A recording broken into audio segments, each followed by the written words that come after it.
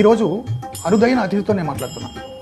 అతడు అనేక యుద్ధముల ఆరితేరిన యోధుడు. సర్వనాశనమైపోయిన రాష్ట్రాన్ని పునర్నిర్మించాలనే ఒక సంకల్పంతో జైలు గోడల్ని బద్దలు కొట్టుకుని బయటకు వచ్చిన చంద్రబాబు నాయుడు ఈ రోజు దేశంలో అమలవుతున్న అనేక పథకాలకు ఆయనే ఆవిష్కర్త, సంపద సృష్టికర్త, సంక్షోభాలను అవకాశాలుగా మలుచుకునే అపర చాణక్యుడు. సైబరాబాద్ సృష్టికర్త, అమరావతి రూపశిల్పి, క్లైమర్ మైన్స్ సైతం భయపెట్టినటువంటి నాయకుడు, రాజకీయ దురంధరుడు, 50 సంవత్సరాల సుదీర్ఘ రాజకీయ అనుభవం ఉన్న రాజనీతిజ్ఞుడు. సాధించిన విజయాలు ఆయన కెరీర్ లో చాలా ఉండొచ్చు, కానీ ఈ ఏడాదిలో ఏం సాధించారనేది చాలా ముఖ్యం. ఊపిరి సెలపని స్థితిలో రాష్ట్రం గుడ్లు తేలేసిన పరిస్థితిలో సంజీవిని లాంటి, లైఫ్ డ్రగ్ లాంటి, దివ్య ఔషధం లాంటి నారా చంద్రబాబు నాయుడు అనే నేను సీతారాం జయ సీతారాం, సీతారాం జయ సీతారాం, సీతారాం జయ సీతారాం, సీతారాం జయ సీతారాం. పైన పటారంలో నలటారం,